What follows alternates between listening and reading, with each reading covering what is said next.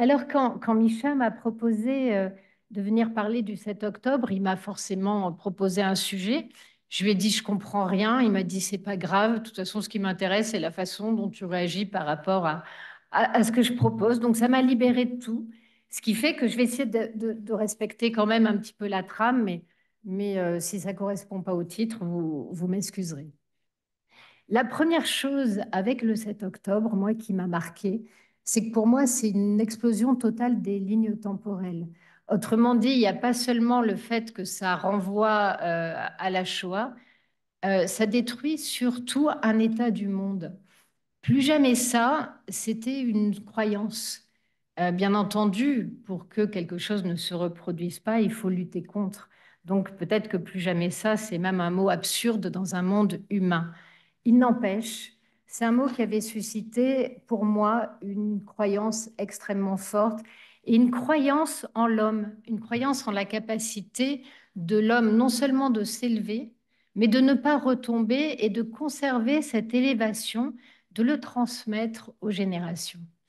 Donc le premier effet du 7 octobre, outre la violence, outre cette explosion des lignes temporelles, c'est quand même aussi une explosion de mon rapport à l'homme, à l'autre, à moi-même, et une façon d'être au monde qui s'abolit complètement d'un coup.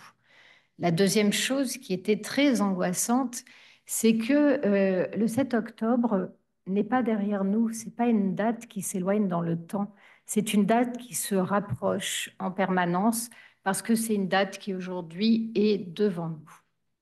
Elle est devant nous, pourquoi?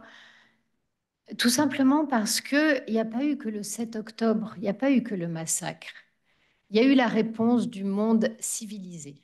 Et j'emploie civilisé dans un terme très clair. Autrement dit, je vais vous dire, je ne crois pas, je crois que toute civilisation ou toute culture désire subsister dans son être et que c'est normal. Je ne crois pas que toutes les cultures se valent. Et c'est cet art de faire des distinctions qu'a aboli complètement l'après 7 octobre. Qu'est-ce qu'a aboli l'après 7 octobre et qui nous parle d'Occident et qui nous parle d'humanité autant que de judaïté? Bien, la première chose qui a été abolie, c'est finalement la capacité à distinguer le barbare du résistant. Ce que l'on entend très souvent dans les argumentations, ça a été de dire, bah oui, mais regardez, vos résistants, ils gênaient pas pour aller buter de l'allemand en pleine rue. Et... Sauf que les résistants français, par exemple, lors de la Seconde Guerre mondiale, n'ont jamais organisé d'expédition pour aller tuer les femmes et les enfants des gens qui résidaient dans leur pays. Après tout, c'était compliqué, je l'admets. Mais pourquoi pas? Voilà ce qu'a été vraiment le 7 octobre. La deuxième chose, c'est que la Deuxième Guerre mondiale nous a mis face à la nécessaire définition de ce qu'était notre humanité, ou du moins notre rapport à l'humanité. On l'a fait en creux, on l'a fait en définissant le crime contre l'humanité. Il se trouve qu'en France, j'ai été mise sous protection. Vous savez pourquoi? Pour avoir simplement tenté d'expliquer la différence entre un crime contre l'humanité et des morts liées à des bombardements. Le simple fait de vouloir expliquer, de vouloir opérer une distinction est vu comme une forme d'inhumanité. Or, l'humain, c'est celui qui distingue. L'humain, c'est celui qui crée en nommant. L'humain, c'est celui qui est responsable. Ici, dans le 7 octobre, ce qui a été incroyable, c'est que ça abolit toutes les responsabilités. Et la première des responsabilités que nous ont données les Lumières, c'est la vérité. Alors la vérité, elle est peut-être impossible à saisir dans sa totalité, dans sa globalité. On va peut-être pouvoir toujours en discuter, mais chercher le lien à la vérité, c'était quand même la base, une des bases en tout cas des Lumières et de la civilisation occidentale. Et c'est pour ça qu'elle va se construire d'ailleurs contre le dogme, contre l'adhésion aveugle, même si, y compris quand on quête la vérité, on a peut-être besoin d'un peu de foi. Et cette abolition de la vérité, on l'aura directement dans la façon dont le journalisme s'est détruit lui-même. Je pense qu'après la manière dont Gaza, la guerre à Gaza a été couverte, il va être très très compliqué de faire à nouveau confiance, d'avoir à nouveau un journal de référence, de faire confiance à ce qui est écrit, à ce qui est dit.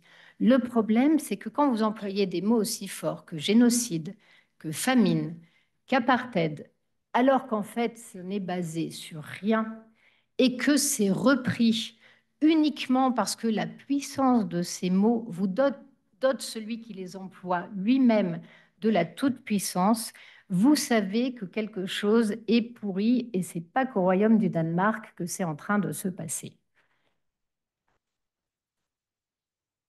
Alors, pourquoi est-ce que ça se passe comme ça?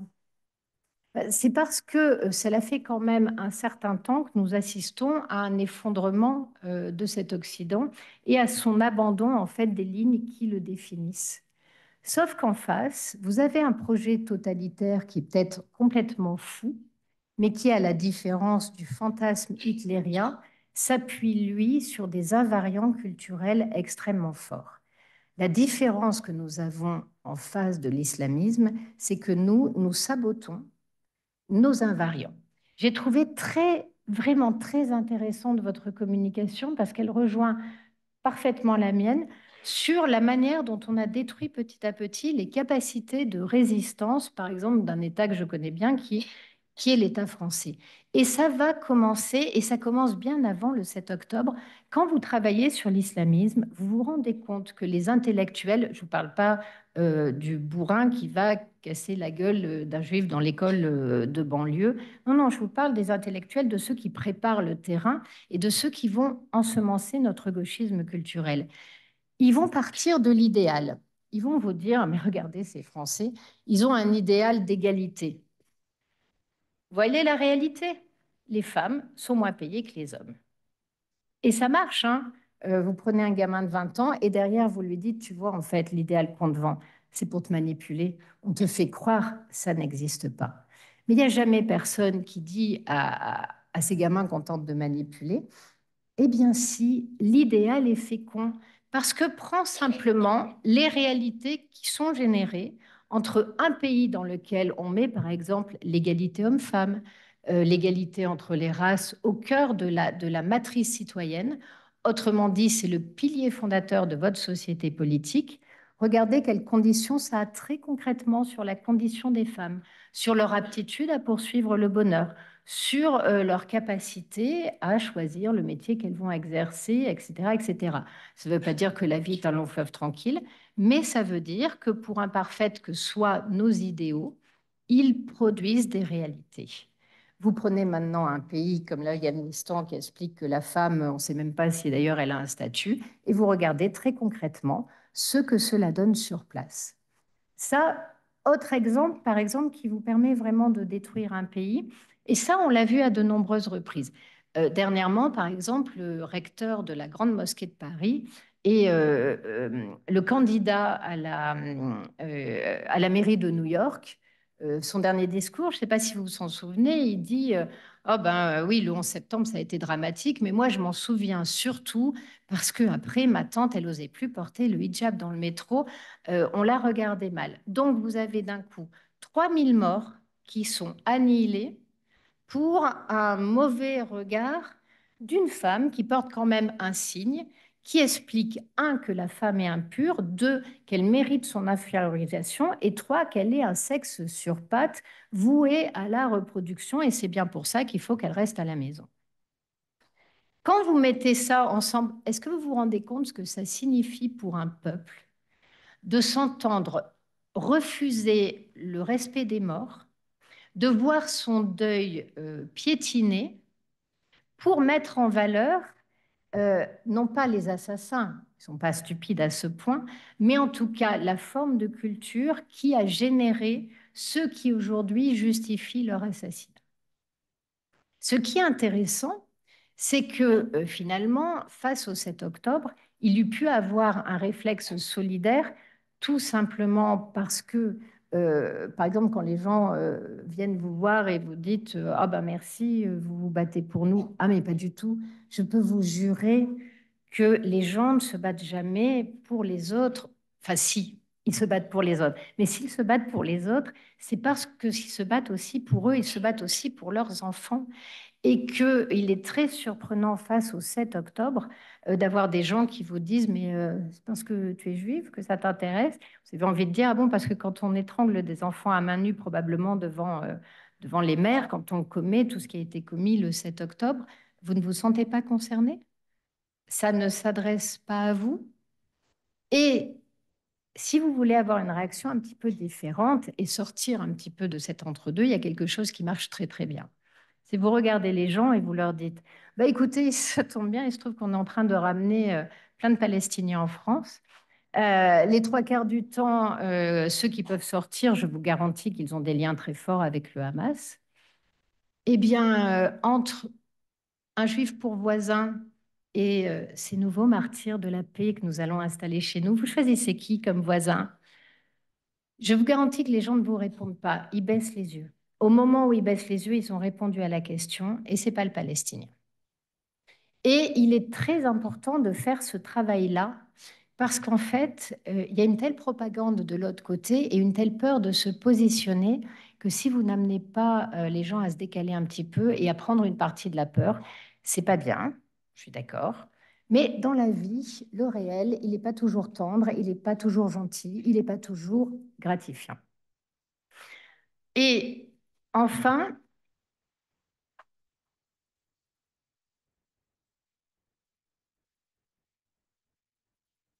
pourquoi est-ce qu'on en arrive là également? Parce que nous avons épousé la rhétorique de l'ennemi. Quand vous regardez aujourd'hui ce qui va être un levier utilisé sur la jeunesse, on appelle ça la convergence des luttes. La convergence des luttes, c'est un bien joli mot pour faire croire qu'on n'est pas en train d'utiliser la dynamique de l'ennemi, celle-là même que Schmitt défendait. Schmitt, c'est un grand constitutionnaliste allemand et ça ne vous étonnera pas. Il est plutôt du début du XXe siècle. Et il a trouvé que ce que Hitler faisait était extrêmement intéressant. Et que dit Schmitt, en fait, il est dans la même logique que celle que vous vante aujourd'hui le gauchisme culturel. Autrement dit, il n'appréhende le monde politique et la relation citoyenne uniquement sous l'angle dominant-dominé. Pourquoi est-ce qu'on se lie entre nous? Parce qu'il y a un ennemi en face. Pourquoi est-ce qu'il faut sacrifier le bouc émissaire et pourquoi on s'en fout qu'il soit innocent ou coupable? Parce qu'il est le tribut qu'on donne à l'ennemi, pas tellement pour que l'ennemi puisse se nourrir, pour que nous nous refassions société ensemble. Sauf que si le bouc émissaire que vous sacrifiez est l'un des vôtres et que vous le sacrifiez justement en reprenant la rhétorique de l'ennemi, alors vous ne pouvez plus faire société. Parce que la raison pour laquelle vous l'avez sacrifié n'est plus celle qui permet de vous relier. Donc même notre lâcheté, même notre abandon du peuple juif ne permet pas de tisser des liens entre nous, elle nous éparpille encore plus. Et rappelez-vous ce que Hannah Arendt disait, la force du fascisme ou la force des nazis, c'était justement cet éparpillement social et cette incapacité à peser les liens autrement que sous la relation dominant-dominé. Et ce qu'il y a d'extraordinaire, je trouve, peut-être dans malgré tout les débats qui restent en Israël, c'est que ça prouve justement que vous ne vous laissez pas écraser sur cette logique unique du dominant-dominé. Après, si on a autant de mal en France à faire émerger une parole de cet ordre, c'est aussi parce que nous sommes en plein effondrement intellectuel.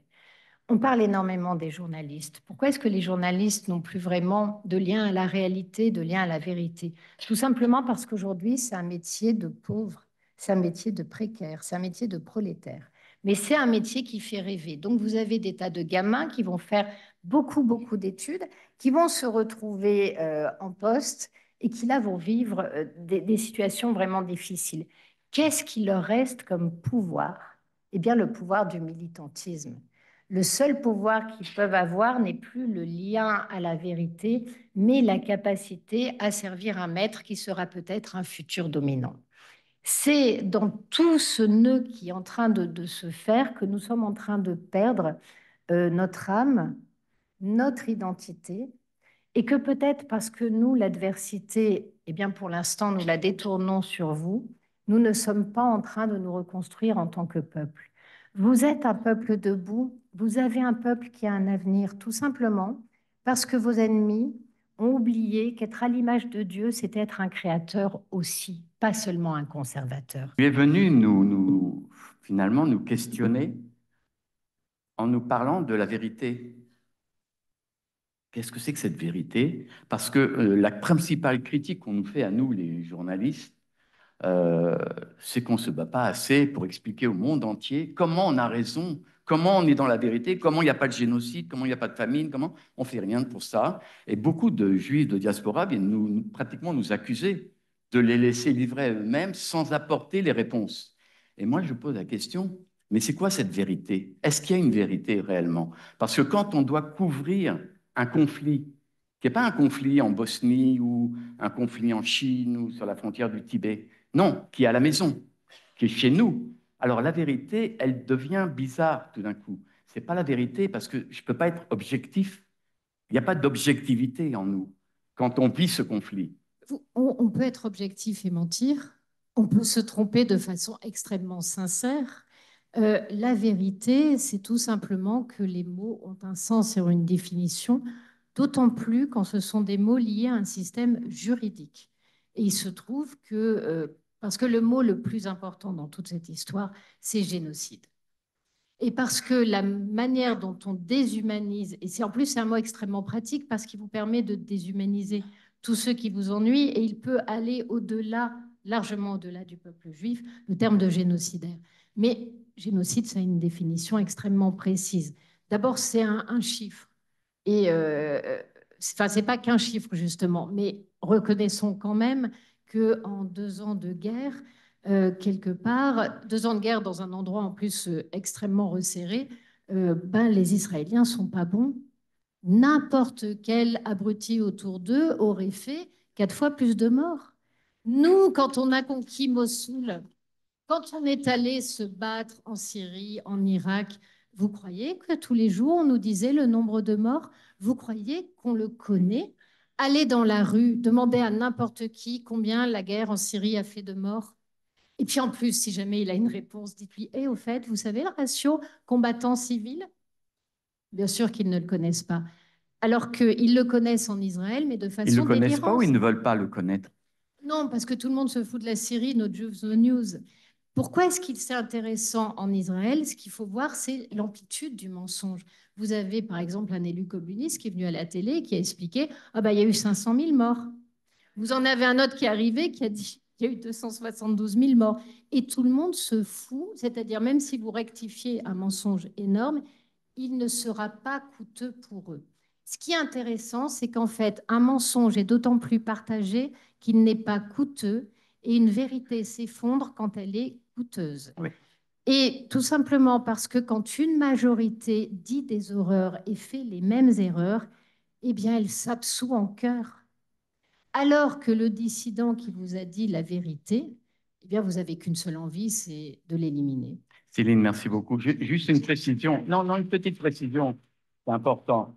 Euh, notre erreur à nous, dans notre métier, c'est qu'on simplifie. Parce que, par exemple, la Cour pénale internationale, quand elle parle de génocide, elle ne parle pas de génocide. La Cour pénale internationale parle de risque de génocide, ce qui est complètement différent. Mais nous, on est feignants, on dit on va tout de suite à la conclusion au génocide. Pareil pour famine. Les Nations Unies ont dit il y a un risque de famine, et la presse a dit bah, il y a une famine. Donc, on simplifie beaucoup trop. Ah non, Mais... non, on simplifie pas du tout. Ah, On simplifie. nous, je parle de nous. Non, je dis, non, les journalistes ne simplifient pas, ils Oui, mentent. ils mentent. Parce que Je ne rêve il y a, lorsqu'on dit risque de génocide, comment est-ce qu'on arrive déjà à ce que la CPI, qui à ce moment-là, c'est quand même quelqu'un de respectable qui va dire ça, dit risque de génocide? Parce qu'il y a eu tout un montage fait par justement les islamistes qui ont envoyé leur allié d'Afrique du Sud, parce qu'ils se disent, bon, l'Afrique du Sud, personne ne fera le lien, enfin en tout cas, ils sont tellement fous que ça devrait suffire pour brouiller les pistes. Et c'est l'Afrique du Sud qui a posé une question perverse pour que la CPI finisse par dire il n'y a pas de génocide, mais s'il y en avait un, ce serait bien qu'on l'empêche. Que voulez-vous qu'elle dise d'autre? Et là-dessus, les journalistes prennent juste risque de génocide. Même pas. On n'appelle pas ça de la naïveté, on appelle ça de la manipulation, on appelle ça de la tricherie, on appelle ça de l'idéologie. Moi, je voulais juste te poser une question. Tu as parlé de surpuissance. Quand on emploie certains mots, donc génocide ou autres, les gens qui les emploient se sentent surpuissants. Qu'est-ce qui se passe à ce moment-là? Bien, il est extrêmement valorisant. Nous nous sommes construits un imaginaire politique à partir de la Deuxième Guerre mondiale, dans lequel le résistant, celui qui ose parler, celui qui ose dénoncer, est celui qui sauve le monde. À partir du moment où vous avez le cul sur votre chaise, vous n'avez jamais rien fait de votre vie pour qui que ce soit, et votre rapport à la citoyenneté est à minima, tout d'un coup, simplement en utilisant ce mot et en l'utilisant d'une façon qui le dénonce, eh bien, vous êtes auréolé d'une manière quasi christique. Vous avez su reconnaître le bien, vous avez su le dire, et donc vous l'incarnez en partie.